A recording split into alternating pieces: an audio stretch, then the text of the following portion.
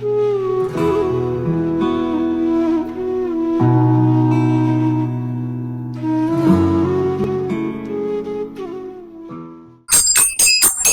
राधा गोविंद राधा गोविंद राधे।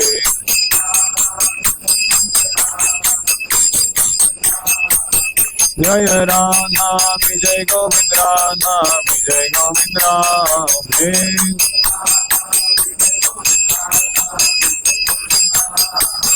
जय गौरनिताय गौरनिताय गौरनिताय जय गौरनिताय।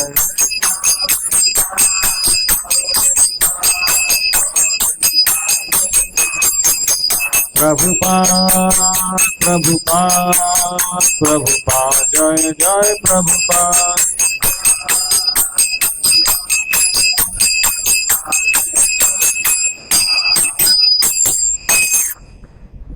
श्रीराम संकीर्तन की जय। श्रील प्रभुपाद की जय। अनंत कोटि वैष्णव भक्तवृंद की जय। ओम नमो भगवते वासुदेवाय।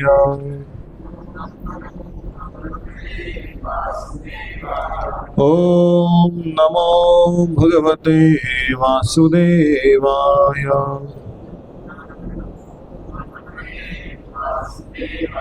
ओम नमो भगवते वासुदेवाय।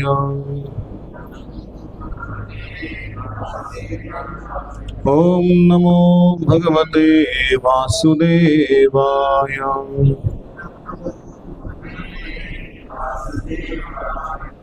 ओम अज्ञानतिमिरान्धस्य ज्ञानाञ्जनशलाकया चक्षुरुन्मिलितं येन तस्मै श्रीगुरवे नमः।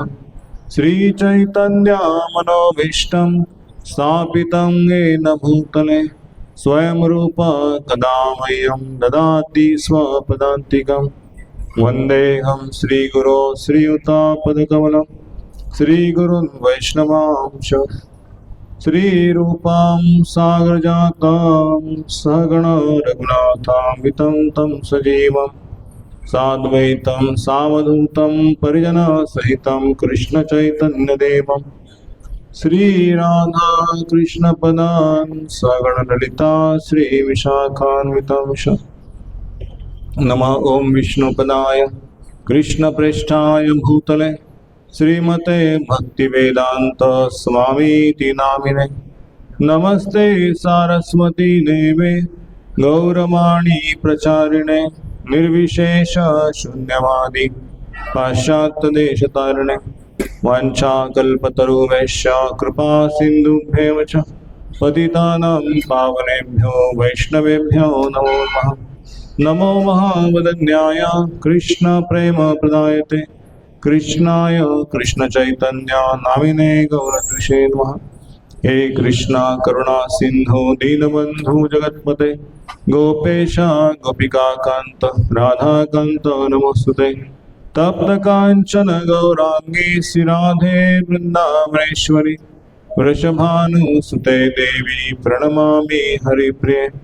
जय श्री कृष्ण चैतन्य प्रभु नित्यानंद श्री अद्वैत गदाधर श्रीवासादि गौर भक्त वृंद। हरे कृष्णा कृष्णा कृष्णा हरे हरे हरे राम राम राम हरे हरे। हरे कृष्णा कृष्णा कृष्णा हरे हरे हरे राम राम हरे हरे। बहुत दिनों के बाद हम फिर से 7वें अध्याय को शुरू कर रहे हैं। I welcome all of you for today's darshan programme. How many of you are new joining first time? कितने लोग पहली बार आए हैं 7वें अध्याय के लिए कम से कम? अच्छा, सो 7वें अध्याय का शीर्षक है ज्ञान विज्ञान योग, भगवत ज्ञान। तो पहले 6 अध्याय में भगवान श्री कृष्ण अलग प्रकार के योग का वर्णन करते हैं। सांख्य योग क्या है, कर्म योग क्या है, ज्ञान योग क्या है, कर्म संन्यास योग और ध्यान योग। और बीच के जो 6 अध्याय हैं 7 से लेके 12 तक, तो उस अध्याय में भगवान ज्ञान का वर्णन कर रहे हैं। और अंतिम जो अध्याय है 12 से लेके, तो उसमें भगवान श्री कृष्ण भक्ति का वर्णन कर रहे हैं। तो ये 6-7 अध्याय से लेके जो श्रृंखला है, अलग अलग प्रकार के टॉपिक्स है उसमें, तो भगवान श्री कृष्ण हमें उनके बारे में ज्ञान देके उनके प्रति जो आसक्ति है उस आसक्ति को बढ़ाने के लिए प्रोत्साहित कर रहे हैं। Krishna wanted to attach more because we are earlier faith in different demi gods, है ना, सब की पूजा करते थे। अभी श्री कृष्ण थे कि वो सब ठीक है, लेकिन मेरे बारे में जानने का सबको समझ में आएगा कि वेदर द डेमी गॉड्स और सुपर ह्यूमंस वो मेरी शक्ति है सारी, सब प्राणी मात्रों का ईश्वर मैं हूँ, सबका कंट्रोलर मैं हूँ। कभी कभी लगता है कि श्री कृष्ण बाकी देवताओं की पूजा वाले को क्यों अल्पबुद्धि कहते हैं या उनकी पूजा को क्यों नकारते हैं। तो भगवान श्री कृष्ण ये समझाना चाहते हैं कि आप ऐसे जगह जाने का प्रयास करो कि जिस जगह से वापस नहीं आना चाहिए, है ना, क्योंकि बाकी जगह देवताओं के धाम में जाओगे तो देवताओं का धाम भी इस जगत में ही है, भौतिक ब्रह्मांड में ही है। और इस सृष्टि के विनाश के समय उनका विनाश भी निश्चित है। और इसलिए भगवान का धाम जो चिन्ह है, आदि है, तो उस धाम को प्राप्त करने के लिए भगवान श्री कृष्ण उनकी सेवा, उनकी पूजा, उनको सरेंडर होने के लिए कह रहे हैं। तो पहले सेक्शन में भगवान श्री कृष्ण भगवान के बारे में सुनने के लिए बोलते हैं, क्या सुनना चाहिए भगवान के बारे में। तो उनके जो भौतिक और आध्यात्मिक शक्तियां हैं, 4 से लेकर 12 तक भगवान श्री कृष्ण अपने अलग अलग शक्तियों का विस्तार करते हैं। तो उनके जानने के बाद लगता है कि अरे श्री कृष्ण इस भौतिक जगत के हर वस्तु के स्रोत है, ठीक है, जहाँ से जल, पृथ्वी, अग्नि, वायु, आकाश, ये सब उनकी ही भिन्न प्रकृति है। मन बुद्धि अहंकार जो शरीर हमें प्राप्त हुआ है, उस मन बुद्धि अहंकार शरीर भी कृष्ण निर्माण किया है, सटल बॉडी। कुछ भी हमारा जगत में जो चीजें प्राप्त की हुई है, घर है, गाड़ी है, जो भी सब कुछ श्री कृष्ण उसके भोक्ता है, मालिक है। यदि श्री कृष्ण की सेवा में इसको लगाते हैं तो उसको पूर्णता प्राप्त। जैसे प्रभुपाद ने कहा था ये माइक्रोफोन भी देखा जाए तो मटेरियल है कि नहीं, लेकिन ये श्री कृष्ण की सेवा में इसको आध्यात्मिक स्वरूप प्राप्त हो गया। वैसे हर व्यक्ति अगर अपने घर को भी मंदिर बनाता है और श्री कृष्ण की पूजा करता है तो वो घर क्या बन जाएगा, मंदिर बन जाएगा। जैसे मंदिर है वैसे घर मंदिर बन जाएगा। इसलिए कैसे श्री कृष्ण भावना भावित होना चाहिए इस अध्याय से हम सीखेंगे। तो पिछला डिस्कशन करने में पूरा 1 घंटा निकल जाएगा, अलग अलग शक्ति क्या है भगवान की। तो मैं जो टॉपिक अभी लेकर आया हूँ 7.20 से लेकर 25 तक भगवान श्री कृष्ण अलग अलग डेमी गॉड्स की जो वर्शिप करते हैं, पर्सनलिज्म, इम्पर्सनलिज्म की बात करते हैं। उसका जो अंतिम श्लोक है 24वां, या उसके पहले 23 का श्लोक हम पढ़ के आगे जाएंगे। भगवान श्री कृष्ण श्लोक मेरे पीछे दोहराइए, अगर वो चालू होता है तो ठीक है, लेकिन सुन के भी दोहरा सकते हैं ना। अंतमंतुम फलम तेषाम तद बोलिए भवति अल्पमेधसाम देवान् यज यान्ति देवान् मद्भक्ता यान्ति ममापि। तो श्लोक डिस्प्ले होगा, हाँ, मोबाइल में, सबके मोबाइल में नहीं होगा, ग्रुप में डाल सकते हैं। अल्प बुद्धि वाले व्यक्ति देवताओं की पूजा करते हैं और उन्हें प्राप्त होने वाले फल सीमित क्षणिक होते हैं। देवताओं की पूजा करने वाले देवलोक को जाते हैं और मेरी भक्त अंततः मेरे परम धाम को प्राप्त होते हैं। तो कई बार लोग टीका करते हैं कि वाई कृष्णा और why ISKCON is emphasising on worshipping Krishna only, why not other demigods. ISKCON में केवल श्री कृष्ण की पूजा सीखी जाती है, बाकी डेमीगॉड्स को वो क्या करते हैं, तिजोरी में बंद करके रखो, उसको लॉक डालो उसकी पूजा नहीं करना। ऐसा नहीं सिखाया था। The demigods are the part and parcel of Krishna also, like we are. भगवान के अंशी है, लेकिन डेमिगॉड्स का वर्शिप करने में जो समय व्यर्थ जाएगा, वो ये स्तोत्र गाओ, वो सरो, वो उपासना करो, ये फास्टिंग करो, वो फास्टिंग करो, मंगलवार का फास्टिंग, कभी बुधवार का फास्टिंग, कभी शुक्रवार का फास्टिंग, अलग अलग प्रकार की पूजा करने के लिए, उस डेमिगॉड को प्रसन्न करने के लिए जो समय जाएगा, लेकिन अंत में प्राप्त क्या होगा? भौतिक फल प्राप्त होगा ना, कोई आध्यात्मिक फल नहीं प्राप्त होने वाला है। और जो भौतिक फल प्राप्त होने वाला है वो भी क्या है? शाश्वत नहीं है, वो व्यस्त नष्ट होने वाला है, उसका स्थायी स्वरूप नहीं है। इसलिए हम जिस चीज को प्राप्त करने वाले से कोई व्यक्ति बैंक में पैसा रखता है ना, भाई पता है कि ये बैंक का 2027 में उसका दिवाला निकलने वाला है, तो कोई बैंक में पैसा रखेगा? हम सब बुद्धिमान लोग हैं ना तो बैंक में पैसा नहीं रहेगा, उस बैंक से निकल के दूसरे बैंक में डालेगा। वैसे श्री कृष्ण समझा रहे कि जिस बैंक में आप पैसा डाल रहे हो, उस बैंक का तो दिवाला निकलने वाला है ना, उसको कोई गारंटी आपको मिलने वाला है इसका। और दूसरा क्या है कि जो हम उपासना करते हैं, भक्ति पूजा करते, उपासना भक्ति नहीं, वो इस जन्म में स्टार्ट कितना से? 0 से है, और अगले जन्म में भी 0 से शुरुआत है। हर समय इसको रिफ्रेश करना पड़ेगा। लेकिन भक्ति क्या है कि एक बार आपने इस जन्म में स्टार्ट कर दिया, एक जन्म में, तो अगले जन्म में इसको रिकंटिन्यू हो जाएगा, है ना, उसको वापस 0 से शुरुआत नहीं है। 10% हो गया, 11 शुरुआत होगा, 50% हो गया, 51 शुरुआत होगा, 70 हो गया, 71 से। तो प्रभुपाद ने एक जगह कहा था कि those devotees who dedicate themselves and perfect themselves to 70%, इतना प्योरिटी अगर होगा 70% तक, तो मैं उन भक्तों को भगवत धाम लेके जाऊंगा। इज नॉट एक्सपेक्टिंग 100%, है ना, लेकिन हम 70% तो पास होते हैं ना भक्ति में ग्रेस मार्क। तो गुरु जी का ग्रेस मार्क होना चाहिए, हमारी योग्यताओं के ऊपर निर्भर नहीं होता भगवत धाम जाना। लेकिन प्रभुपाद जैसे आचार्य हमें लेके जाने के लिए आए हैं, तो उनका कहना है कि आप लोग 16 माला का जप करो, 4 नियम का पालन करो, भगवान का घर में भोग दिखाओ, आरती करो, और पश्चात मंदिर में आके भगवान का भक्तों का सेवा करो, फेस्टिवल्स मनाओ, कृष्ण को आनंद दो।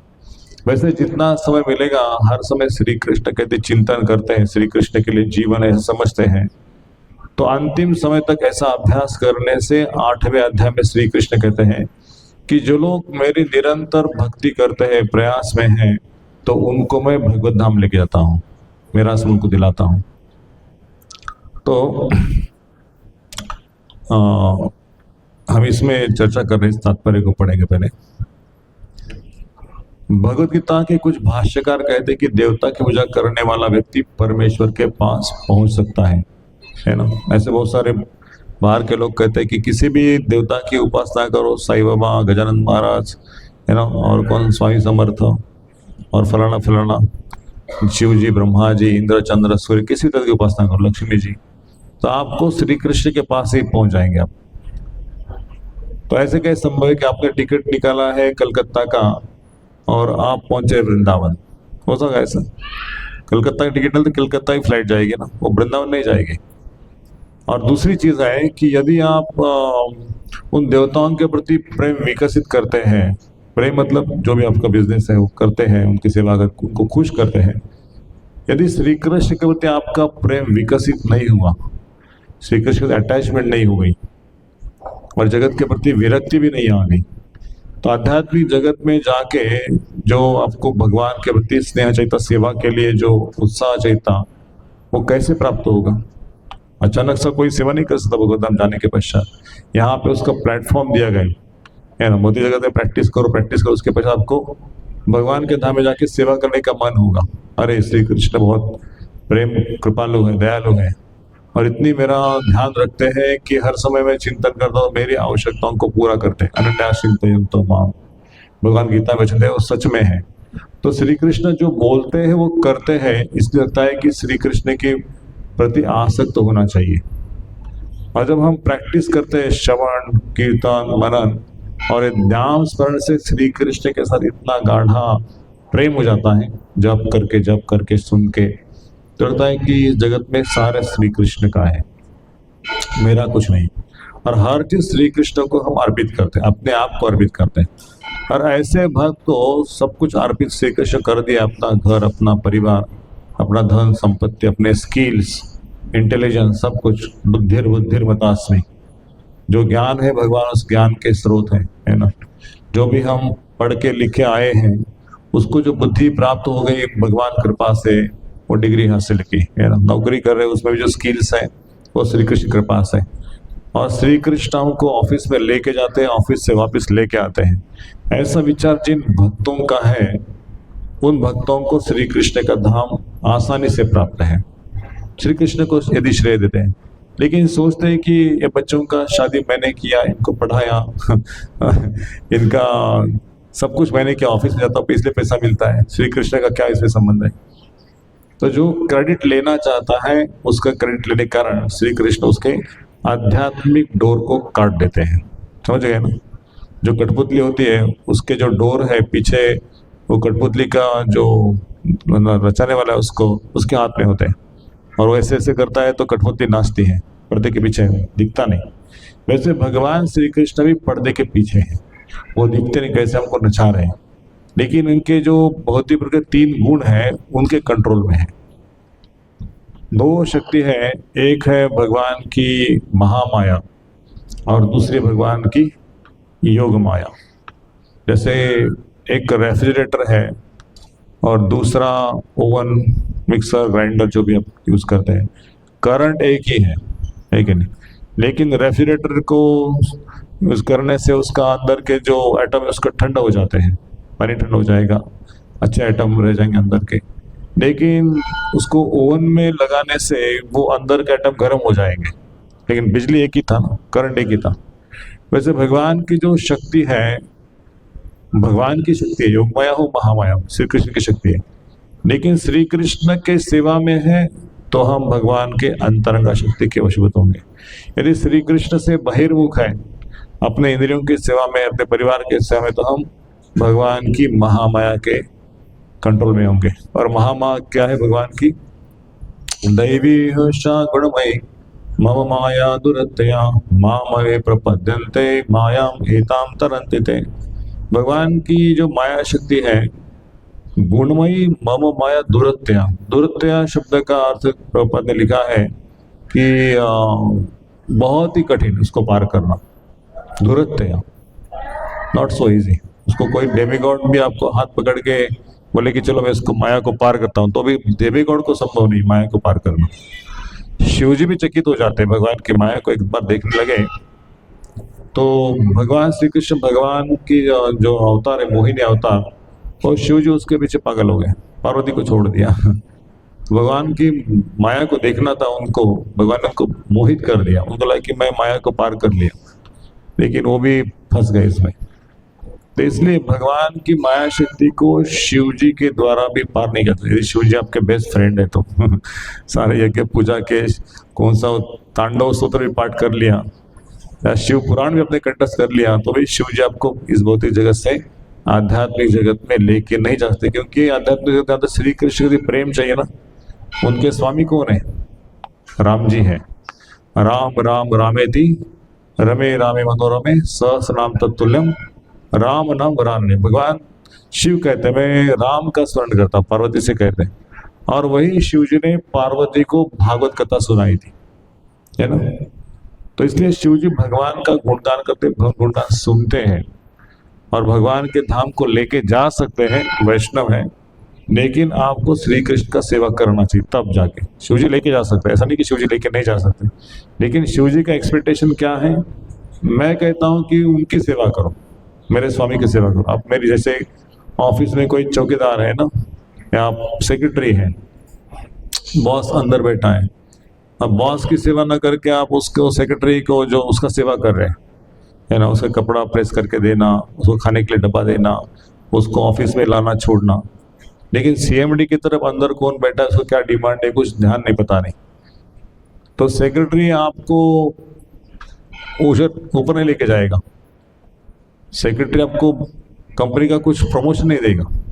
प्रमोशन देने वाला अंदर बैठा है, पेमेंट करने वाला, उसकी जान पहचान होनी चाहिए। अगर उसकी जान पहचान हो गई तो आपका प्रमोशन फटाफट हो जाएगा। सीएमडी के साथ रिलेशन है, उसका एक्सपेक्टेशन पूरा है, तो कोई नीचे व्यक्ति को सलाम करने की जरूरत नहीं। वैसे भगवान के साथ का संबंध है, श्री कृष्ण प्रसन्न है तो आपकी सारी आवश्यकताओं को भगवान पूरा करेंगे। इस गारंटी भगवान ने गीता के 9वें अध्याय के 22वें श्लोक में दी है ना। इसलिए भगवान की सेवा उस तरह से करना चाहिए जो आध्यात्मिक गुरु चाहते हैं। कैसे समझ में आता है कि भगवान हमारे ऊपर प्रसन्न है? कैसे समझ में आना चाहिए? श्री कृष्ण हमारी सेवा को स्वीकार कर रहे हैं। Any one of you can tell that? कैसे समझ में आना चाहिए भगवान कृपा करे हमारे ऊपर? यस माता जी, 2016 राउंड्स कैन आंसर? बोलिए बोलिए, कुछ प्रयास कीजिए। हाँ हाँ, भगवान का नाम में रुचि आ गया, भगवान का कथा में रुचि आ गया, भगवान की सेवा में रुचि आ गया, भगवान के भक्तों का सेवा करने में रुचि आ गया, भगवान के भक्तों का संग में यात्रा करने में रुचि आता है, उनका सेवा करने में रुचि आता है। तो सारे जो है श्री कृष्ण की शक्ति हमको ऊपर उठा रही है, इन चीज़ों को अपना रही है। और आगे बढ़ो, और आगे बढ़ो, और आगे बढ़ो, पीछे मत हटो, है ना, हमको प्रोत्साहन दे रही है। लेकिन जब वही हम श्री कृष्ण की सेवा अपने मनगढ़ंत तरीके से करते हैं, मनगढ़ंत तरीके से, आज किया जब, नहीं तो नो किया है ना, सैमसंग, नोकिया, ये सब भगवान का दूर लेके जाने वाले डिवाइस है। समय तो कट जाएगा लेकिन भगवान खुश नहीं होंगे। इसलिए आध्यात्मिक गुरु के जो आदेश है, उस आदेश के अनुसार हम भक्ति करते हैं तो श्री कृष्ण समझना कि प्रसन्न है।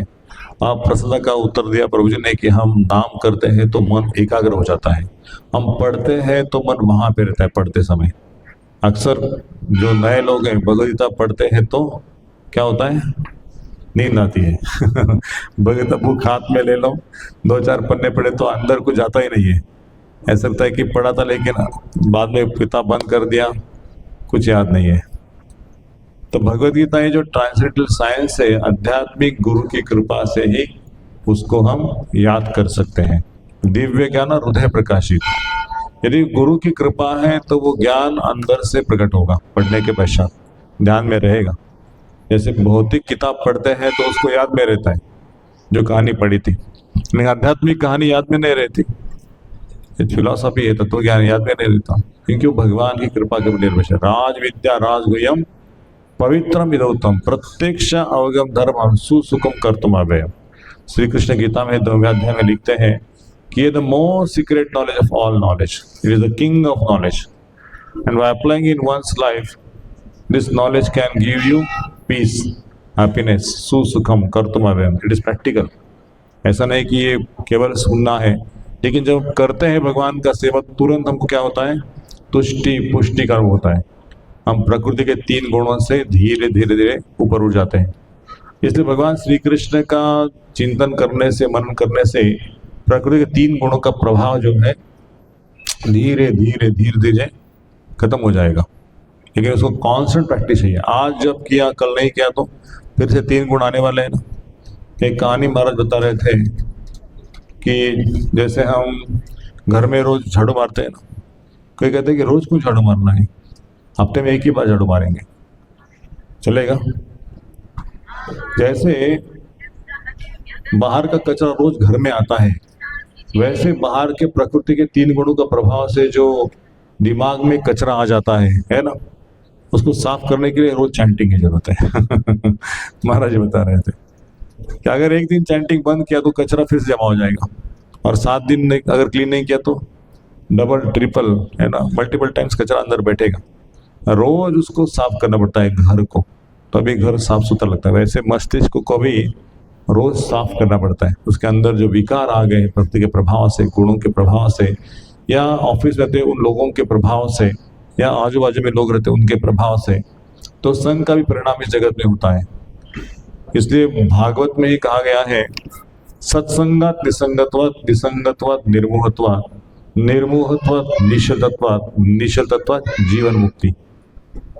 कि सत्संगत निसंगत्वात्, यदि सत्संग में आते हो, महीने में 1 बार नहीं हफ्ते में 1 बार, यदि हफ्ते में 1 बार आते हो, सुनते हो, और कुछ सेवा करते हो तो श्री कृष्ण का ध्यान जाएगा, हाँ ये भक्त आया था पिछले संडे, अभी पिछले संडे आया तो कृष्ण क्या बोलेंगे, अगले संडे भी आने वाला है।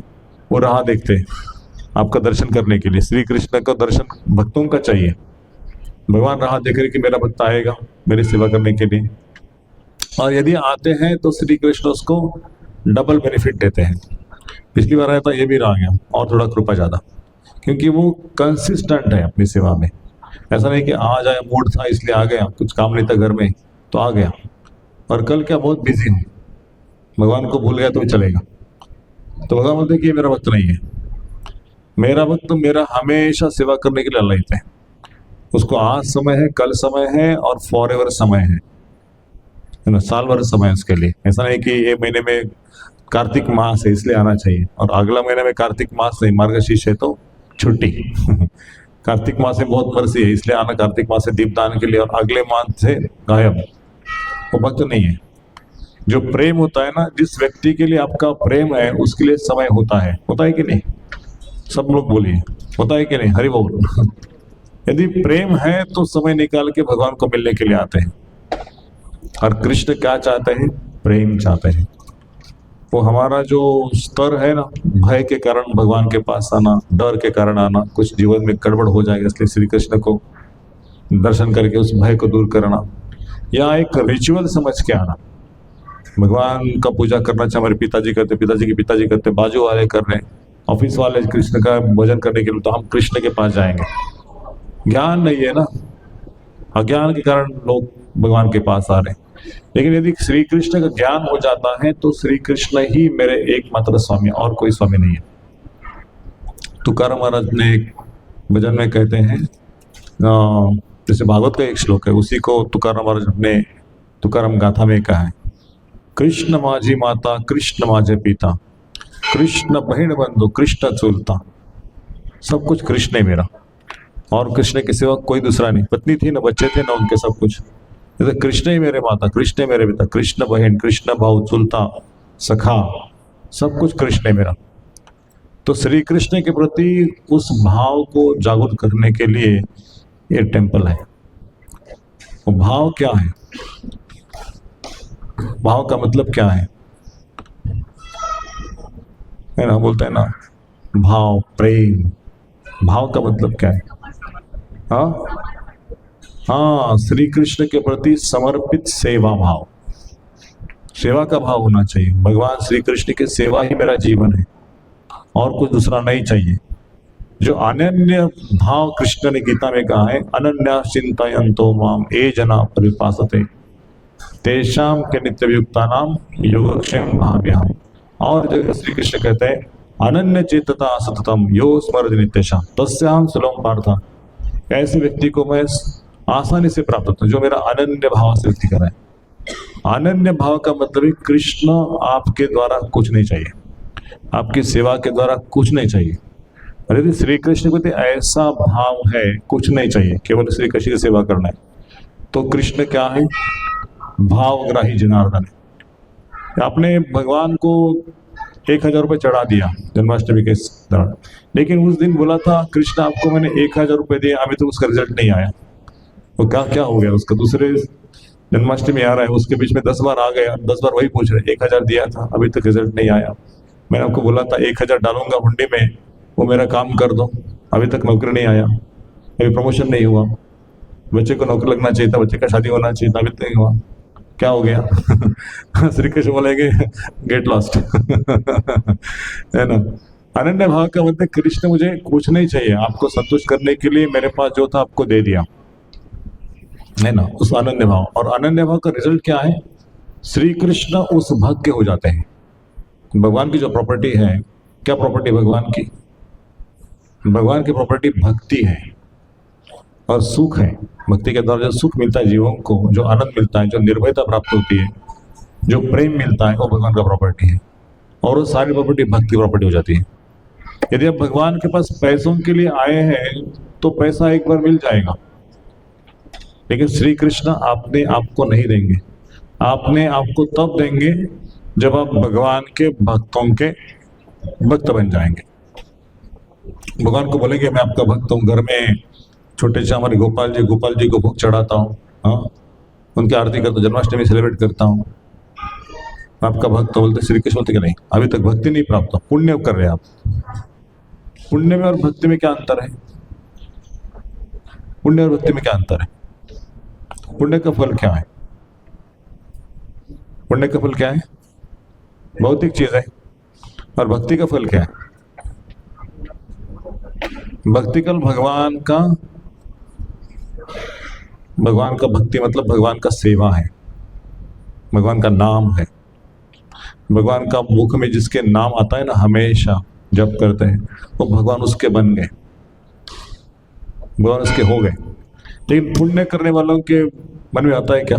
भगवान का नाम लेना चाहिए, 16 माला करना चाहिए, आज 64 माला करना चाहिए, एकादशी है, आज व्रत करना चाहिए। ये पुण्य करने लोग ऐसा कुछ व्रत नहीं करते। कार्तिक मास है, कुछ एक्स्ट्रा जप करना चाहिए, ऐसा नहीं। तो पुण्य में और भक्ति में अंतर है कि पुण्य से हम भौतिक वस्तुओं को प्राप्त कर सकते हैं, भगवान का कुछ दान दे के। भगवान को तिरुपति बालाजी लोग जाते हैं ना, तिरुपति बालाजी में जाके लोग क्या मांगते हैं? पिछले साल 10 करोड़ था, इस साल 20 करोड़ करो। 10 लाख हो गया था डिपॉजिट, 20 लाख डिपॉजिट करो हमारा। एक घर बन गया तो दूसरा घर बनाओ इधर। तो तिरुपति बालाजी बोलते हाँ ठीक है, वो घर बन गया था पिंपले सौदागर में, अभी कहाँ चाहिए? पिंपले नीलक में चाहिए, हाँ 1 फ्लैट और देता हूँ इसको, वो दे देंगे। लेकिन भगवान नहीं देंगे अपने आप को, नाम नहीं आएगा मुख में। यदि श्री कृष्ण का नाम चाहिए, श्री कृष्ण आपके माता पिता बनने का आपको लगता है कि श्री कृष्ण मेरे एकमात्र आश्रय है, तो हमें इन चीजों को मांगने के लिए मंदिर में नहीं आना चाहिए, प्रेम करने के लिए आना चाहिए भगवान के मंदिर में। श्री कृष्ण से प्रेम होना चाहिए, ये आशा होनी चाहिए। श्री कृष्ण आपको भूल गए हैं और इस भौतिक संसार के प्रति हमारा आकर्षण है, वस्तुओं के प्रति है, व्यक्तियों के प्रति है, घर संपत्ति जमीन के प्रति है, बहुत चिंतन चलता है उसका। लेकिन आपका चिंतन नहीं होता है, इसलिए आपका चिंतन करने के लिए मंदिर में आए हैं, तो कृपा करके हमें आपका चिंतन हो, स्मरण हो, आपकी सेवा का याद आए। और श्री कृष्ण का ये मेरा भक्त है जो मेरे लिए मंदिर में आया है। बाकी लोग जो आपके घर में आएंगे, सपोज आप जमींदार हो और सब लोग आपके घर में आते हैं, हाँ मुझे ना 10,000 रुपये चाहिए, कोई बोलता है मुझे 5,000 चाहिए, बोलता है 1 लाख चाहिए, आपके पास करोड़ों संपत्ति है। लेकिन 100 लोग रोज आते हैं आपको मांगने के लिए, और एक व्यक्ति आता है, कुछ नहीं आप मेरे मित्र हो, ये आपके लिए फ्रूट्स है, ये आपके लिए मावा है, कुछ गुलाब जामुन है, कुछ रबड़ी है, कुछ अच्छा डिश लेके आए, तो क्या लगता है? सब लोग मांगने के लिए आते हैं, एक ही व्यक्ति मेरा अच्छा फ्रेंड है जो मेरे लिए आता है, मेरे को खुश करने के लिए। तो बोलते हैं हाँ क्या चाहिए आपको, ले लो, है ना। तो श्री कृष्ण है जो श्री कृष्ण के द्वार में आता है, श्री कृष्ण को मिलने के लिए। पत्रम पुष्पम फलम तोयम यो में भक्ता प्रयच्छति, वो श्री कृष्ण मेरा भक्त है, मेरे लिए आया हूँ मुझे अर्पण करने के लिए अपने आप को। वैसे हमें भगवान के पास किसी चीज को मांगने के लिए नहीं आना चाहिए। तो आगे प्रभुपाद जी लिखते हैं, किंतु यहाँ स्पष्ट कहा गया है कि देवताओं के उपासक भिन्न लोक को जाते हैं जहाँ विभिन्न देवता स्थित हैं। ठीक उसी प्रकार जिस तरह सूर्य की उपासना करने वाला सूर्य को, चंद्रमा की उपासना करने वाला चंद्रलोक को प्राप्त है, इसी प्रकार यदि निकल गई स्क्रीन, अच्छा, यदि कोई इंद्र जैसे देवता की पूजा करना चाहता है तो उसे पूजा जाने वाले उस देवता का लोक प्राप्त होता। इंद्र कहाँ रहते हैं? स्वर्गलोक में। तो लिखते हैं ना, फलाना फलाना व्यक्ति स्वर्गवासी हो गया। अभी स्वर्ग में गया है पता नहीं उसको, स्वर्ग में जाने के लिए इतना पुण्य लगता है, लेकिन लिखने में क्या जा रहा है? कैलाशवासी तुकाराम शिंदे, तुकाराम और क्या है ना, लेकिन वो तुकाराम इधर ही है। तुकाराम महाराज के ऐसा नहीं गया, उनके लिए तो प्लेन आया था। हाँ, वैकुंठ जाने के लिए। आम्ही जातो आमच्या गावा, आमचा राम राम घ्यावा। तुकाराम महाराज का मन में एक इस जगत का कुछ आसक्ति नहीं था, केवल विठल विठल विठल विठल विठल विठल, ऐसे 1 लाख समय भी कह सकते थे दिन में। तो उनको विठल, भगवान ने सोचा कि मेरा भक्त है, उसके मन में कुछ अभिलाषा है और प्राप्त करने की, उनको भगवान का धाम प्राप्त हो। तो इसलिए हमें यदि भगवान के धाम में जाना है तो भगवान के प्रति नाम में आसक्ति होना चाहिए, नाम करना चाहिए, जितना हो सके नाम बढ़ाना चाहिए। 1 माला कर देते, कई लोग आते हैं मंदिर में, प्रभु जी मैं 1 माला करता हूँ। भोजन कितनी बार करते हो? 3 बार। तो भगवान ये सोल है अंदर, वो आत्मा के लिए कम भोजन और शरीर के लिए ज्यादा। तो शरीर के साथ जाने वाले हो क्या तुकाराम महाराज जैसे? एक माला करके भगवत धाम नहीं जाए कोई। तो आत्मा के लिए ज्यादा भोजन की आवश्यकता है, ज्यादा बीमारी है हमारी, इसलिए हमारा मन नहीं लग रहा है कृष्ण के नाम में। हमारे एक प्रभुपाद के डिसाइपल थे, उनका नाम था भक्ति तीर्थ महाराज, बहुत बड़े सन्यासी थे। अफ्रीका से उनका जन्म था, लेकिन अमेरिका में वो रहते थे, निग्रो थे, ब्लैक बॉडी था उनका। लेकिन प्रभुपाद के मूवमेंट से प्रभुपाद किताब पढ़ के आए थे, बहुत विद्वान थे, हार्वर्ड यूनिवर्सिटी से थे वो। जब मूवमेंट में आए तो प्रभुपाद किताब पढ़ के, प्रभुपाद का सेवा करके उनको इतना दिलचस्पी हो गया, तो बहुत सेवा करते हैं। और केवल रात को मतलब 10 बजे से लेके या 11 बजे से लेके 1 घंटा 2 घंटा सोते थे, और 2 बजे उठ के नाम चालू। मंगल आरती से पहले उनका 32 माला और दिन भर 64 माला।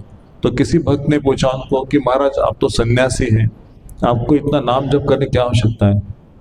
तो इन्होंने कहा कि मेरा बॉडी ब्लैक है, मैं अफ्रीका में जन्म लिया, आपके सब भारत में जन्म लिया मेरा, अब मैं इतना पापी हूँ, मुझे नाम ज़्यादा करना पड़ेगा भगवत धाम जाने के लिए, मैं बहुत तुच्छ हूँ, इसलिए मुझे नाम ज़्यादा करना पड़ेगा। तो एक्चुअली वो तुच्छ नहीं थे, बहुत विद्वान थे। पुस्तकें लिखी उन्होंने, कितनी सारी पुस्तकें आप पढ़ेंगे उनकी, लीडरशिप का उनका पुस्तक है, बेगर सीरीज उनका पुस्तक है। हाँ, तो ऐसे ऐसी किताबें लिखी जो कोई व्यक्ति उसको पढ़ भी नहीं सकता। विद्वान थे वो। लेकिन वो व्यक्ति दिखाते हैं कि भगवान को प्राप्त करने के लिए जो लौल्य चाहिए, जो ग्रीड चाहिए, वो किस प्रकार का होना चाहिए, उसके लिए सैक्रिफाइस की जरूरत है। तो हम यदि भगवान के भारत भूमि में जन्म लिए हैं, जहाँ पे श्री कृष्ण जन्म लिया, वो तो अफ्रीका में जन्म लिए थे, और कृष्ण राम कुछ मालूम नहीं था। यदि हमको लगता है कि हमारा सौभाग्य कि हम भारत में जन्म लिए हैं, गंगा यमुना सरस्वती और बहुत सारे विष्णु मंदिर है, अयोध्या में राम जी है, वृंदावन में कृष्ण जी है, और मायापुर में हमारे चैतन्य महाप्रभु है। यदि हमको लगता है कि हम सौभाग्यशाली हैं, तो क्या हमें उनके जैसा प्रयास नहीं करना चाहिए? जब भगवान की शुद्ध भक्ति का प्रयास होता है, वैसे प्रयास करना चाहिए ना भगवान को प्राप्त करने के लिए। और इसलिए श्री प्रभुपाद चाहते हैं कि मेरी पुस्तकों को आप गहराई से पढ़ो। जब गहराई से पढ़ोगे तो आपको इस भौतिक जगत का और आध्यात्मिक जगत का वास्तविक ज्ञान प्राप्त होगा। जैसे आपको लगता है भौतिक जगत में कुछ प्राप्त करने जैसा है नहीं है, केवल प्राप्त करना है तो भगवान को ही प्राप्त करना है। ऐसा नहीं कह रहा कि आप ऑफिस छोड़ दो, घर की जिम्मेदारियों को छोड़ दो और मंदिर में आके हरि नाम करो, नहीं। अर्जुन के जैसा ग्रस्त बनना चाहिए। अर्जुन को भगवान श्री कृष्ण ने कहा था कि आप युद्ध में रह के आपका कार्य करो क्षत्रिय का, और पीछे मेरा चिंतन करो, है ना। ऐसी तरह से हम अपने कुरुक्षेत्र के मैदान में है, जहाँ जहाँ हमारा ऑफिस है, वहाँ पे लड़ाई चालू है ना, रोज का टारगेट वो भी कुरुक्षेत्र है। और वो कुरुक्षेत्र में रहते हुए आप मन में भगवान का स्मरण करो कि श्री कृष्ण आप इस कार्य को कर सकते हैं पूरा, हमें वो शक्ति दो कि इस कार्य को पूरा करने के लिए भगवान के बिहाफ में वो सेवा करें, एज अ ड्यूटी। ऐसा नहीं कि भौतिक कार्य से हमको छोड़ना चाहिए, नहीं, वो कार्य भौतिक नहीं, वो कार्य आध्यात्मिक, क्या आप भगवान की सेवा कर रहे हैं। जब वो कार्य आप लगन से करोगे और उसका जो रिटर्न आएगा, उसका कुछ शेष भाग श्री कृष्ण को अर्पण करोगे, तो आपका ऑफिस भी आपका वर्शिप हो जाएगा, है ना। वर्क इज अ वर्शिप कहते हैं ना, खाली लिखते हैं ऑफिस में वर्क इज अ वर्शिप, लेकिन वर्क इज अ वर्शिप तब है जब उसका फल भगवान को अर्पण करते, वो नहीं लिखते भगवान को फल अर्पण कर, फल को भोगने के लिए कहते लोग, जो पैसा मिलेगा 100% मेरा है, नहीं। भक्त का क्या कहना है कि उसमें से कृष्ण का 2% होना चाहिए। कोई कोई बिजनेस पार्टनर करते कृष्ण को, कृष्ण का बिजनेस पार्टनर 10% कृष्ण को, जो इनकम आएगा उसमें से 10% श्री कृष्ण को। यदि ऐसा भाव है, उसको कहते हैं भाव, श्री कृष्ण का ही सब कुछ है, मेरा कुछ नहीं। और श्री कृष्ण एक वाला जीवन है, जो अर्पित करते हैं वो भगवान की प्रसन्न हेतु है। ऐसा जो इंटेंट है, अंदर का इंटेंशन है, वही भाव है। खाली अर्पण करना लेकिन श्री कृष्ण को प्रसन्न करने हेतु नहीं, उसके बदले कुछ अपेक्षा के लिए, वो गलत इंटेंशन है। अच्छा, श्री कृष्ण यहाँ पे भगवान के परम धाम जाने के लिए हमको प्रोत्साहन दे रहे हैं कि देवताओं के उपासक भौतिक जगत के अन्य लोगों को जाते हैं अमरावती, है ना, और कौन से प्लेस है वहाँ पे जाते हैं, लेकिन भगवान का भक्त भगवान के ही परम धाम को जाता है। यहाँ यह प्रश्न उठाया जा सकता है कि यदि विभिन्न देवता परमेश्वर के शरीर के विभिन्न अंग है तो उन सब की पूजा करने से एक ही जैसा फल मिलना चाहिए, किंतु देवताओं के उपासक अल्पज्ञ होते हैं क्योंकि वे यह नहीं जानते कि शरीर के किस अंग को भोजन दिया जाए। उनमें से कुछ इतने मूर्ख होते हैं कि यह दावा करते हैं कि अंग अनेक है अतः भोजन देने के ढंग अनेक है, किंतु यह बहुत उचित नहीं है। क्या कोई कानों या आँखों से शरीर को भोजन दे सकता है? वे नहीं जानते कि यह देवता भगवान के विराट शरीर के विभिन्न अंग हैं, और वे अपने अज्ञानवश विश्वास कर बैठते कि प्रत्येक देवता पृथक ईश्वर है तब परमेश्वर का प्रतियोगी है। न केवल सारे देवता अपितु सामान्य जीव भी परमेश्वर के अंग है। श्रीमद् भागवत में कहा गया है कि ब्राह्मण परमेश्वर का सिर है, क्षत्रिय उनकी बाहें है, वैश्य उनका कटी प्रदेश है और शूद्र उनके पांव है, और इन सब के अलग अलग कार्य हैं। यदि कोई देवताओं को तो अपने आप को परमेश्वर का अंश मानता है तो उसका ज्ञान पूर्ण है, किंतु यदि वह इसे नहीं समझता तो उसे भिन्न लोकों की प्राप्ति होती है। जहाँ देवतागण निवास करते हैं वह गंतव्य नहीं है जहाँ भक्तगण जाते हैं। देवताओं से प्राप्त वर नाशवान होता है क्योंकि इस भौतिक जगत के भीतर सारे लोग देवता तथा सारे उपासक नाशवान हैं। अतः इस श्लोक में स्पष्ट कहा गया है कि ऐसे देवताओं की उपासना से प्राप्त होने वाले फल नाशवान होते हैं, और अतः ऐसी पूजा केवल अल्पज्ञों द्वारा की जाती है। क्योंकि परमेश्वर की भक्ति में कृष्ण भावनामृत में संलग्न व्यक्ति ज्ञान से पूर्ण दिव्य आनंद में लोक की प्राप्ति करता है, अतः उसकी तथा देवताओं के समर्पण की उपलब्धियां पृथक पृथक होती हैं। परमेश्वर असीम है, उनका अनुग्रह अनंत है, उनकी दया भी अनंत है। अतः परमेश्वर की अपने शुद्ध भक्तों पर कृपा भी असीम होती है। तो विशेष भगवान गीता के 7वें अध्याय के इसी श्रृंखला में एक श्लोक में कहते हैं तेषां ज्ञानी नित्ययुक्तस्य एकर भक्ति विशिष्यते, कि ये ज्ञानी 4 लोगों में से अर्थार्थी ज्ञान जिज्ञासु वो मेरी सेवा में आते हैं, लेकिन उसमें से जो ज्ञानी है वो विशेष मुझे प्रिय है। क्यों प्रिय है? एकर भक्ति विशिष्यते, उसका लक्ष्य एक है मुझे प्राप्त करने का। बाकी जो है अर्थार्थी पीड़ित है, दुखी है, इसलिए भगवान के पास है। अर्थार्थी पैसा धन चाहिए इसलिए आए हैं, या जिज्ञासु जानने की कोशिश में इसलिए भगवान के पास आए। लेकिन ज्ञानी क्या है? ज्ञानी पहले जन्म में भगवान का सेवा किया था, उसको मालूम है श्री कृष्ण के सिवा और कोई इसका पूजा नहीं करना है। जिज्ञासा नहीं, कंफर्मेशन है। उसका टिकट वरदान कंफर्म हो गया तो आपको सीट कोच कौन सा मिलेगा, कंफर्म वरदान पहुंच जाएंगे ना। वैसा ज्ञानी का सीट कंफर्म है, उसका भक्ति करना, मुझे कृष्ण के अलावा कुछ चिंतन नहीं करना है। इसलिए कृष्ण के तेषां ज्ञानी ही प्रिय ही हम नित्य युक्त योगी ना, क्योंकि एकर भक्ति विशेषते, और भक्ति के सिवा कुछ दूसरा जानता है नहीं। श्री कृष्ण की सेवा के लिए और कुछ उसका सब्जेक्ट ही नहीं है। तो अभी श्री कृष्ण, कुछ लोग जो है अव्यक्त की उपासना करते हैं, निराकार ब्रह्म की उपासना करते हैं ना। सब बोलते कि हम ब्रह्मास्मि माया सर्व इदम खलम ब्रह्म, ये सब जगत माया है और हम सब ब्रह्म है, तो ब्रह्म विलीन होने वाले। ऐसे लोगों के बारे में श्री कृष्ण अगला श्लोक बता रहे, अव्यक्तम व्यक्तिमापन्नम मन्यते माम बुद्धया परम भाव अजानंतो मम अव्ययम अनुत्तमम। बुद्धि मनुष्य मुझको ठीक से न जानने के कारण सोचते हैं कि मैं, मतलब भगवान श्री कृष्ण पहले निराकार था और अब मैंने इस स्वरूप को धारण किया है। वे अपने अल्प ज्ञान कारण मेरी अविनाशी तथा सर्वोच्च प्रकृति को नहीं जान पाते। तो कई बार लोग, बाहर के लोग जो है, बहुत सारे संत महात्मा ऐसे कह सकते हैं कि भगवान श्री कृष्ण जो आए न जगत में, वो निराकार ब्रह्म से आए हैं। ब्रह्म ही श्रेष्ठ है और सबको ब्रह्म विलीन होना है। तो भगवान जब मनुष्य रूप में आते हैं तो कहते हैं कि श्री कृष्ण के शरीर जो है माया के द्वारा आवृत्त है। लेकिन श्री कृष्ण गीता में क्या कहते हैं? अजानन्ति मूढ़ा मानुषीं तनुमाश्रितं परम भाव अजानन्तो मम भूत महेश्वरम। अरे मूर्ख लोग जो है मेरे शरीर को साधारण समझ, लेकिन मेरा ये शरीर जो है ये मेरी योग माया के द्वारा मैंने अवतार धारण किया है, महामाया के द्वारा नहीं। हम जो आए महामाया के वश में आए हैं, लेकिन भगवान अपनी स्वयं की इच्छा से योग माया के द्वारा यशोदा और नंद महाराज के घर में जन्म लिए। अभी नंद महाराज को यशोदा क्या लगता है, श्री कृष्ण मेरा पुत्र है ना। गोपियों को लगता है कि मेरा प्रियकर है, और गांव वालों को लगता है कि मेरा कान्हा है, मेरा लल्ला है। लेकिन श्री कृष्ण अपनी योग माया के द्वारा इनको माता पिता का स्थान देते हैं, ताकि श्री कृष्ण को वात्सल्य भाव जो है वो आदान प्रदान करने का आनंद मिले। श्री कृष्ण को गोद में लेंगे, उनको खिलाएंगे पिलाएंगे, एक लोरी सुनाएंगे, फिर उनके पीछे पीछे दौड़ेंगे। यशोदा माता उसको डांटेगी थोड़ा, तो श्री कृष्ण की अरे मेरी मैया मुझे डांट रही है, तो आनंद आता है ना भगवान को। हाथ में लकड़ी लेके उसके पीछे भागते, दामोदर लीला आने वाली है, तो श्री कृष्ण पीछे पीछे भागते हैं, यशोदा माता उसके पीछे हैं। तो बंदरों को कुछ माखन खिलाते हैं।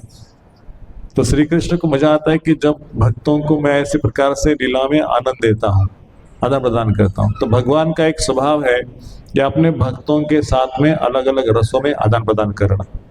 अर्जुन के साथ में सख्य रस है, यशोदा और नंद महाराज के साथ वात्सल्य रस है, दास्य रस है कई भक्तों के साथ में, सखा जो है उनके इसमें सख्य रस है, ऐसे शांत रस है भगवान का। तो अलग अलग रस है भगवान, अलग अलग भक्तों के साथ में आदान प्रदान करते हैं। और अपनी योग माया से कहते हैं कि मैं आपका पुत्र हूँ, पता नहीं चलता उनको भगवान है। यदि उनको पता चल जाए कि श्री कृष्ण भगवान है, तो डर के मारे वो भगवान को डांटेंगे नहीं, इधर बैठो क्यों गया था खेलने के लिए, चोरी करता है, ऐसा नहीं करना चाहिए।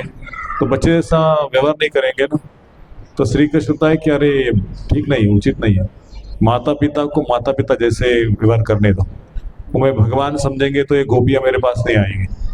भगवान को भय के मारे ना, इन्हें अच्छा लगता, वो नहीं अच्छा लगता। श्री कृष्ण गोपियाँ बोलते अभी नृत्य करो, श्री कृष्ण डांस करते हैं। नंद महाराज बोलते मेरे जूते लेके आओ, श्री कृष्ण जूते अपने सर पर लेके आते हैं, है ना। श्री कृष्ण का चलना, उनका हंसी, उनका बोलना, इससे सारे व्रजवासी जो मोहित हो जाते भगवान के रूप को, भगवान की बोली को सुन के। बोलते कान्हा मेरे घर में आता है तो बहुत अच्छा लगता है, वो माखन चुराता है, लेकिन क्या है ना, वो मटके फोड़ देता है, इसलिए मैं कंप्लेंट कर देता हूँ। वो खाने के लिए कुछ प्रॉब्लम नहीं है, लेकिन वो मटकी फोड़ देता है ना, तभी मैं कंप्लेंट करूँगी। और कान्हा को मजा आता है कि मटकी फोड़ना और गोपियों को थोड़ा सा तकलीफ देना। तो माखन किसके लिए बनाया है, ये माखन का भोक्ता मैं हूँ ना, तो मैं आके कभी भी खा सकता हूँ ना, आप मेरी भक्त हो ना, इसलिए तो लगता है कि मेरा अधिकार है, मैं जो चाहे करूँ, मुझे बोलना नहीं चाहिए कि आपने ऐसा क्यों किया। अभी कंप्लेंट किया तो भगवान को आनंद आता है, यशोदा के पास कंप्लेंट जाएगी, फिर गुस्सा होगा थोड़ा, फिर गोपियाँ डांटेगी, है ना, तो उनको गुस्सा भी आनंद आता है उसमें। तो ये गुस्सा अलग है भगवान के, पर वो हमारा गुस्सा अलग है, हमारे संबंध कर हम जो गुस्सा करते हैं ना वो अलग है। भगवान का गुस्सा ट्रांसेंडेंटल है, उनके अंदर द्वेष नहीं है। यशोदा भी डांटती श्री कृष्ण, गोपी भी डांटती श्री कृष्ण को, लेकिन श्री कृष्ण को डांटने के बाद अंदर से हंसी आती है। एक बार क्या हो गया, किसी निकुंज वन में सब गोपियों ने और राधा रानी ने मिलके एक बहुत सुंदर ऐसी रचना की थी प्रोग्राम की, सब वन को सजाया था, और श्री कृष्ण को टाइम दिया था कि आपको बराबर में 4 बजे वहां पे आना है। और श्री कृष्ण 4 बजे नहीं, 4:30 हो गए, 5 हो गए, गोपियाँ राह देख रही, राधा रानी राह देख रही, वो कृष्ण आए नहीं।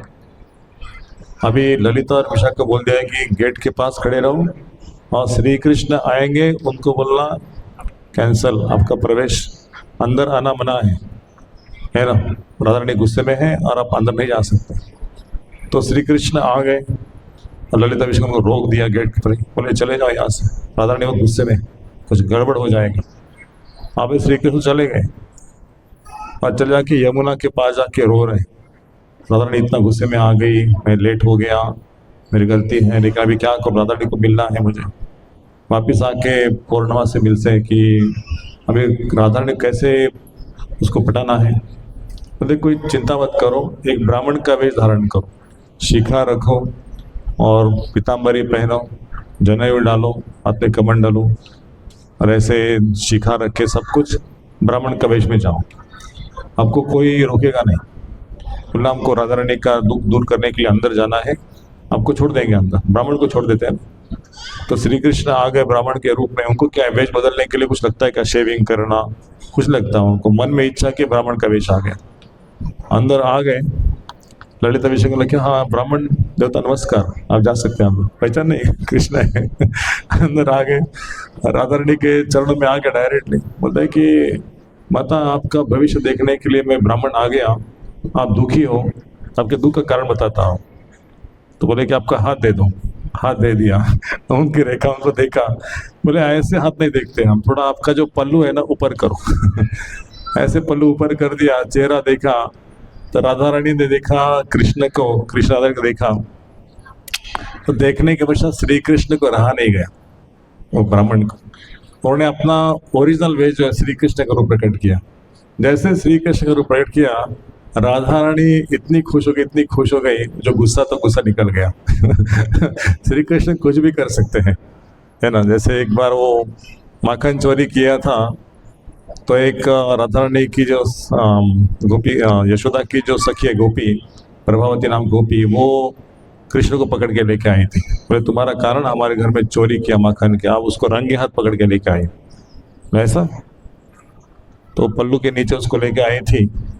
और श्री कृष्ण ने क्या किया, जब यशोदा बोली कि किधर है कान्हा, बताओ किधर है, किधर कान्हा, ले क्या तुम्हारा कान्हा? अरे यार पागल हो गई कि तुम्हारा ही बेटा है। मेरा बेटा कहाँ है? देखो ये तो आपका बेटा है। तो श्री कृष्ण के बेटे का रूप लिया था। अब प्रभात सोचे थी मैंने तो कान्हा को पकड़ लिया था, ये तो मेरा बेटा है, ऐसे कैसे हो गया? मैं तो पागल नहीं, मैं तो सपने में नहीं हूं ना। अपने आप को ऐसे कर रही, नहीं नहीं ये तो कान्हा है। तो उसको सोचा है कि बाद में चली गई, बोले दूसरी बार ना पकड़ के लेके आओगे, यार दूसरी बार पकड़ के लेके आओ। तो जाते समय श्री कृष्ण ने अपना रूप ले लिया। गोपी को बोला कि गोपी तुम्हारे घर में माखन चोरी किया था, अगली बार ऐसे करोगी, माता के पास कंप्लेंट लेके आओगी तो आपके पति का रूप ले लूंगा, बाद में मत बोलना। तुम्हारे घर में चोरी करता हूँ, तुम्हारा मेरे पर प्रेम है इसलिए, लेकिन आप क्या समझती है आपका माखन है, ये तो माखन मैं हूँ, माखन मेरा है। ये गाय किसकी है? गाय मेरी है। आपको तो गाय चराने के लिए दी है मैंने, और 9 लाख गाय जो मेरे घर में है उसके माखन का कम है क्या आपके घर में माखन खाने के लिए? लेकिन इसलिए मैं आता हूँ कि आप प्रेम से उसको बनाती है ना, तब मेरा गीत गाती हूँ। बनाते समय मैं श्री कृष्ण को अर्पण करूँगी, श्री कृष्ण को बहुत प्यारा है माखन, इसलिए सोचती हूँ, इसलिए मैं उसको खाने के लिए आ जाता हूँ। तो प्रभावती गोपी ने भगवान के चरणों में नमस्कार किया, बोले कि आइंदा मैं आपकी कंप्लेंट नहीं करूंगी, आपको जो करना है करो। तो श्री कृष्ण ऐसे प्रेम के पुजारी हैं। यदि हमारे पास थोड़ा बहुत भगवान के लिए समय है तो श्री कृष्ण हमारे पक्के बन जाएंगे। समय निकालना पड़ता है भगवान के लिए, हम सबके लिए समय निकालते हैं, लेकिन जो समय का स्रोत है भगवान श्री कृष्ण, उसके लिए हमारे पास समय नहीं है। कितने लोग कहते हैं कि समय है श्री कृष्ण के लिए, सारे कहते हैं श्री कृष्ण के लिए समय नहीं है। नाम जप करो, नहीं करेंगे, कथा के लिए आओ, नहीं आएंगे। अभी पिछले हफ्ते गरबा चल रहा था, रात को 11-11 बजे तक लोगों ने डांडिया खेला, समय निकाला ना अनावश्यक चीजों के लिए। भक्तों ने नहीं निकाला, लेकिन बाहर के लोगों ने निकाला। लेकिन यही लोगों को कहा कि श्री कृष्ण नामों का आश्रय ले लो, भगवत धाम में जाओ, नहीं नहीं, उनको तुरंत आनंद चाहिए, इंस्टेंट प्लेजर।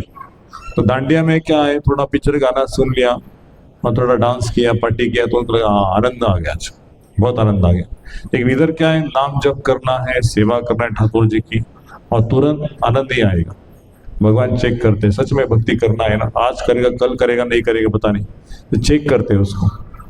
1 महीना, 2 महीना, 4 महीना, 6 महीना, 1 साल, 2 साल, 6 साल, 10 साल, हाँ 10 साल तक कंटिन्यू किया, अभी छोड़ के नहीं जाएगा। 10 साल के बाद थोड़ा सा दे देंगे, चलो पहले भी देते हैं, ऐसा नहीं कि पहले नहीं दिया, पहले तो बहुत देते हैं, बाद में उसको थोड़ा सा विड्रॉ करते हैं चेक करने के लिए।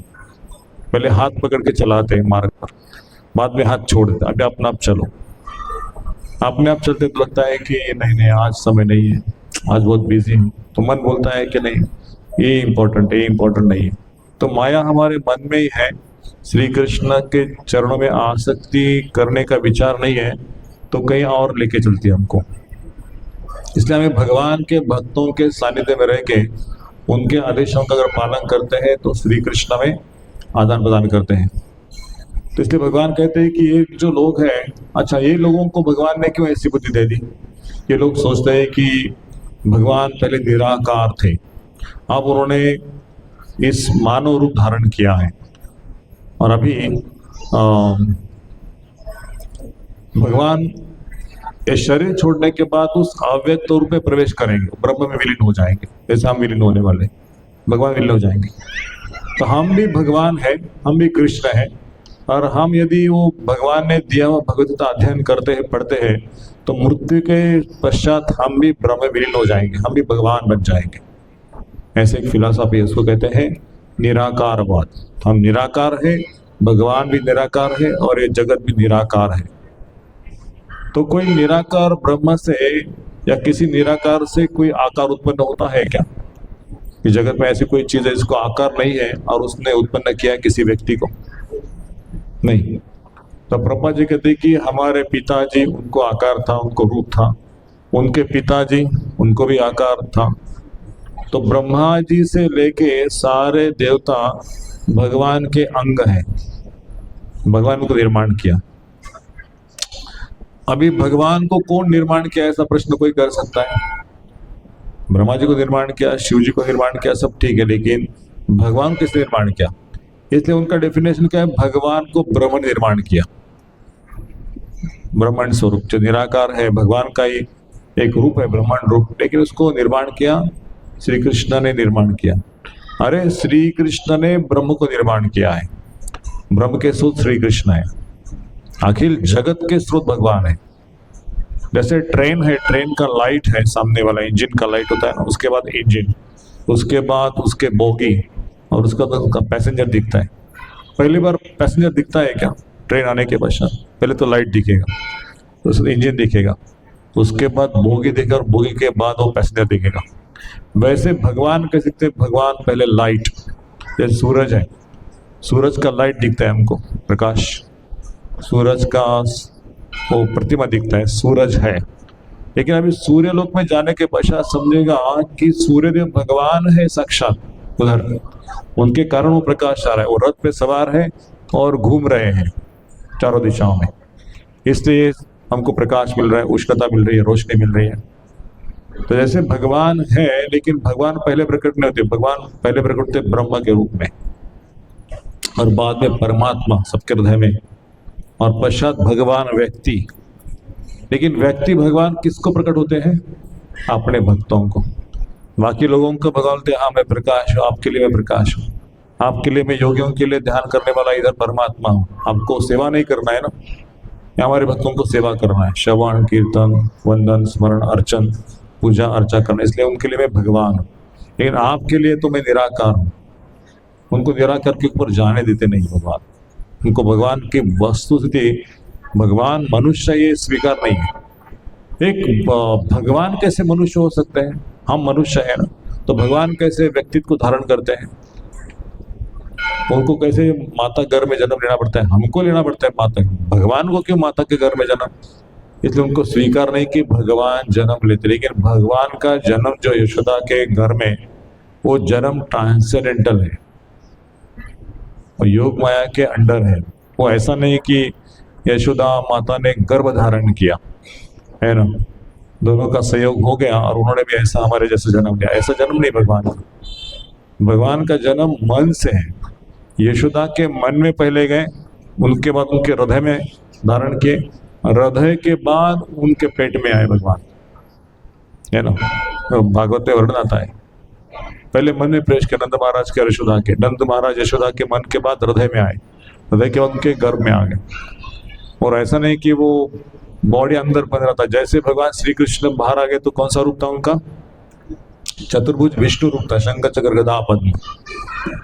और इसलिए उनको बोला कि मुझे लेके चलो गोकुल में, लीला करना था ना यशोदा के साथ में। देवकी को बोला कि मैं जा रहा हूँ, अभी आपका काम हो गया, अभी मुझे यशोदा के साथ खेलना है, उधर जाके बहुत खिलौने भेजने वाला है कंस महाराज, उसका समाचार लेना है।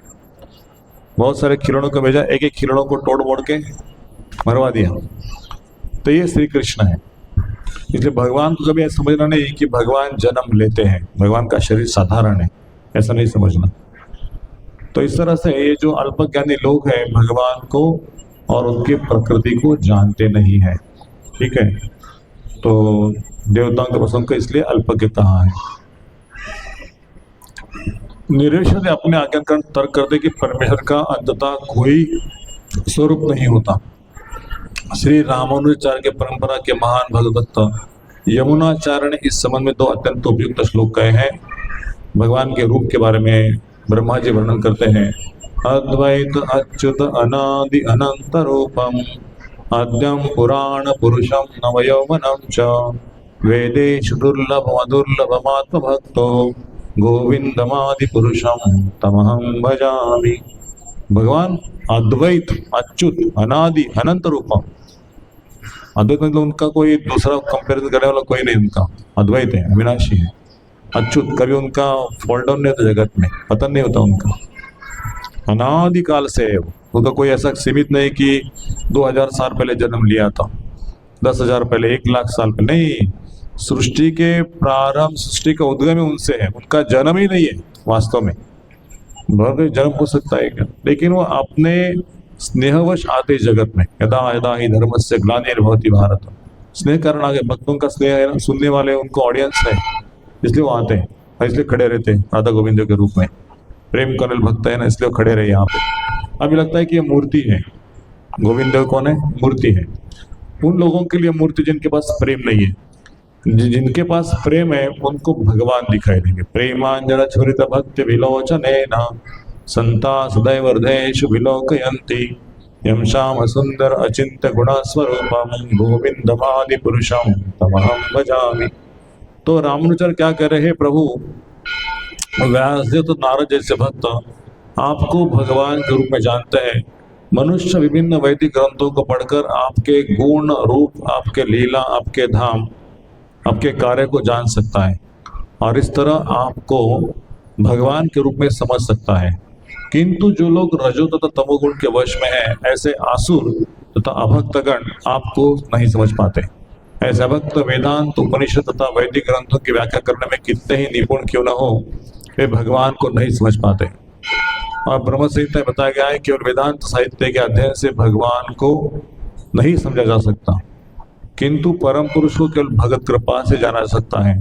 अतः इस श्लोक में स्पष्ट रूप से कहा गया है कि न केवल देवताओं के उपासक अल्पज्ञ होते हैं, अपितु वे अभक्त जो भी कृष्ण भावनामृत से रहित है, कृष्ण भावनामृत में नहीं है, लेकिन भगवान के पास आते हैं। जो वेदांत तथा वैदिक साहित्य के अध्ययन में लगे रहते हैं, अल्पज्ञ हैं और उनके लिए ईश्वर के साकार रूप को समझ पाना संभव नहीं है। जो लोग परम सत्य को निर्विशेष करके मानते हैं, वे अबुद्ध है बताया गया है। इसका अर्थ है वे लोग जो परम सत्य के परम स्वरूप को नहीं समझते। अर्जुन ने भगवान श्री कृष्ण को क्या कहा था जब स्तुति किया 10वें अध्याय में, परम ब्रह्म परम धामम पवित्रम परम उत्तमम। तो आप पर ब्रह्म हैं, आप पवित्र हैं, अव्यय हैं, और आपका गुणगान कौन कर रहे हैं? आसितो देवलो व्यासम, नारद जैसे ऋषि आपका गुणगान करते हैं। मैं नहीं कह रहा हूँ, ये सब उनका कथन है। जैसे पूरा कि मैं आपके पास में बैठता है इसलिए लोग कहेंगे कि अर्जुन बोलता है इसलिए भगवान है क्या? नहीं नहीं नहीं, अर्जुन नहीं, आसित देवल नारद व्यास ये सारे ऋषिगण महर्षिगण आपकी स्तुति करते हैं और मैं भी आपका इस स्वरूप को स्वीकार करता हूँ। इसलिए हमको क्या करना चाहिए, जो हमारे आचार्य लोग हैं, तुकाराम महाराज, व्यासदेव, प्रभुपाद और उनके सारे पूर्ववर्ती आचार्य, उनको लेके हमें भगवान को साकार रूप को स्वीकार करना चाहिए, उनकी पूजा अर्चा विधि को आरंभ करना चाहिए, ताकि भगवान हमें उस मूर्ति के रूप में नहीं अपितु श्री कृष्ण है ऐसे प्रकट करेंगे। श्री कृष्ण हंसते कि नहीं? गोविंद जी हंसते कि नहीं? हमारे गोविंद जी हंसते हैं। गोविंद जी कभी कभी गुस्सा भी करते हैं ना अगर ठीक से सेवा नहीं करते गुस्सा करते हैं। तो भक्तों को समझते कि आज गोविंद जी खुश है या नाराज है या कुछ उनको और कुछ चाहिए, है ना। हम झगड़े करते हैं तो भगवान नाराज हो जाते हैं, यदि हम प्रेम से सेवा करते हैं तो भगवान खुश हो जाते हैं, वो खुशी उनके चेहरे में दिखती है। तो इसलिए हमें भगवान को केवल ब्रह्म के रूप में स्वीकार नहीं करना चाहिए, अभी तो एक व्यक्ति के रूप में स्वीकार करना चाहिए। अंगानि यस्य सकलेन्द्रिय वृत्तिमन्ति पश्यन्ति पान्ति कलयन्ति चिरं जगन्ति आनंद चिन्मय सद्दुज्ज्वल विग्रहस्य गोविंदमादि पुरुषं तमहं भजामि। ब्रह्मा जी कह रहे कि भगवान के सारे अंग पूर्ण हैं।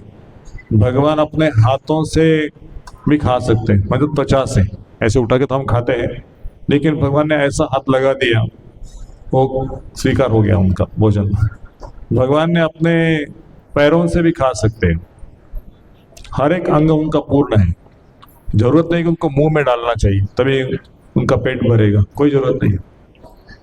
और इस तरह से भगवान अपने नजर से खाते, कि उसको दृष्टि डालते उसके ऊपर, वो स्वीकार करते, अंदर जाता है।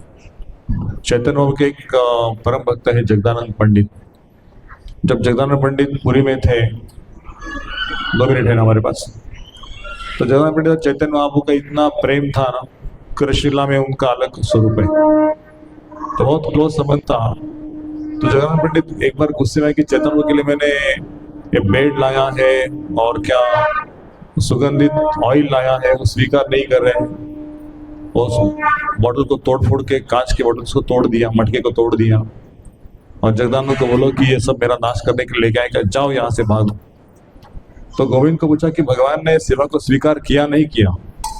बोलते कि भगवान ने सेवा को स्वीकार नहीं किया।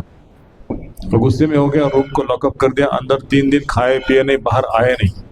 तो महाप्रभु को बहुत दुख हो गया कि जगदानंद पंडित नहीं आए, अंदर गुस्से में है, क्या करूं, कैसे संतुष्ट करूं। बोले उनको बोलो कि मैं दर्शन करने के लिए जा रहा हूँ जगन्नाथ मंदिर में, और आते समय आपके घर में आके प्रसाद पाऊंगा। तो जैसे ही जगन्नाथ जी का दर्शन किया और उनके घर में आ गए, और जगदानंद को 2-3 भक्त लोग बोले कि महाप्रभु आपके घर में आ रहे प्रसाद खाने के लिए, जल्दी जल्दी कुछ बनाओ। उन्होंने इतने सारे आइटम बना दिए, इतने सारे आइटम बना दिए, और महाप्रभु आज प्रसाद के लिए बैठ गए। बोले महाप्रभु हाँ, ये सब्जी है, ये दाल है, अलग अलग प्रकार के वैरायटी के राइस है, अलग प्रकार के स्वीट्स हैं, सब सर्विंग कर लेंगे। बोले जगदानंद बस हो गया, कितने सर्विंग करते हो? नहीं, मुझे मालूम है, वो हर आधा घंटा में 56 को खाते हो, और इधर नाटक मत करो, जो सर्विंग आएगा वो खाना पड़ेगा। अभी राइस के ऊपर राइस, राइस के ऊपर राइस, पूरी, हलवा, कचौरी, समोसा, ऐसे बहुत सारे आइटम, लड्डू, अलग प्रकार की मिठाई, महाप्रभु खाते रहे। बोले जगदानंद अभी तो बस करो ना, कितना खिलाओगे? बोले नहीं, बनाते रहेंगे, खिलाते रहेंगे। मतलब पूरे हफ्ते भर का गुस्सा निकाल दिया और खिलाए, भगवान को संतुष्ट किया। भगवान ने उनके सेवा को स्वीकार किया। तो कहने का तात्पर्य है कि कृष्ण जो है वही चैतन्य महाप्रभु है, वो सेवा स्वीकार करते, सेवा से प्रसन्न हो जाते।